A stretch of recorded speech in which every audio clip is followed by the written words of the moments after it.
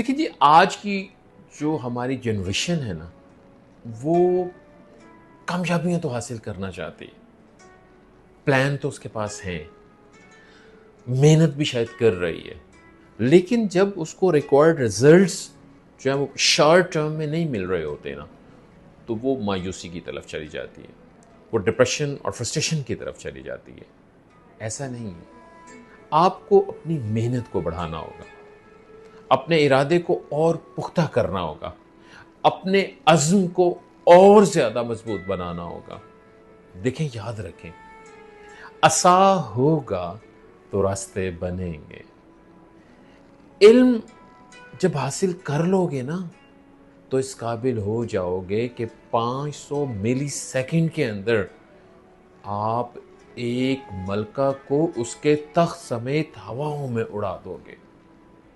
तहकीक करोगे ना, तो आप इस काबिल हो जाओगे कि 13 किलोमीटर लिथोस्फीयर पानी के अंदर का सफर कर लोगे।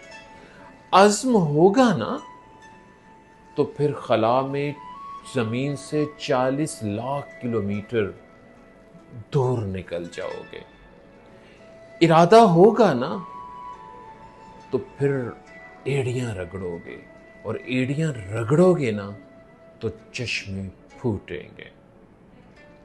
याद रखिएगा कि अमेरिका में ऐसा ही एक ख्वाब लेके एक इंजीनियर जो है वो मंजर आम पर आया, जिसका नाम जॉन अगस्टस रॉबलिंग था। और वो अमेरिका में एक जो है वो तवील तरीन लॉन्गेस्ट सस्पेंशन ब्रिज जो है वो डिज़ाइन करना चाहता था।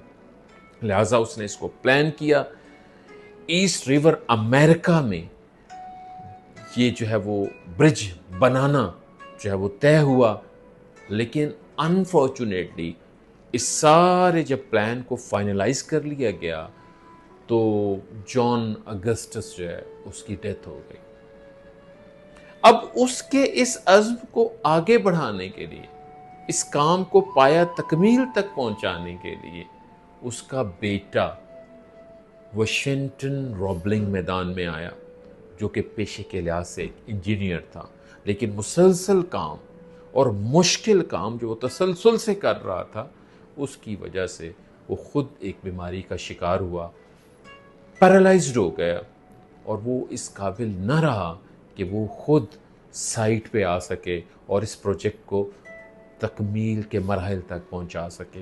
लिहाजा उसकी बीवी, उसकी वाइफ एम्बली, उसने ये जिम्मेदारी ली।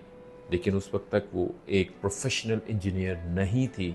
उसने इंजीनियरिंग की और वो अमेरिका की पहली फील्ड इंजीनियर बनी। और उसके बाद उसने अपने हस्बैंड से जो है वो उस प्लान को डिस्कस किया, और उसको डिस्कस करके उस प्लान के बारे में इंस्ट्रक्शंस लेते लेते उस जो है प्लान को मुकम्मल जो है वो कर दिया।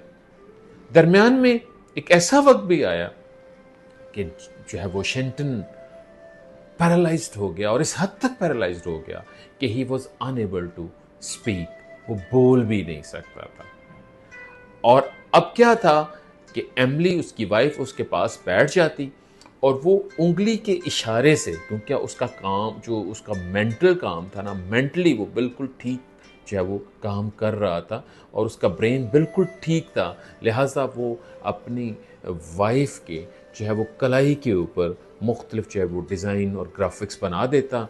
एम्बली मुख्तलिफ इंजीनियर से और वर्कर से उसको फाइनलाइज करती, और इस तरह से ब्रिज की तामीर को जारी रखा गया। और 1883 में वो जो है वो पुल मुकम्मल हुआ, और ये उस वक्त का दुनिया का लॉन्गेस्ट सस्पेंशन ब्रिज था। और उस पुल को जो है वो फर्स्ट टाइम जो है वो एम्बली ने खुद क्रॉस किया।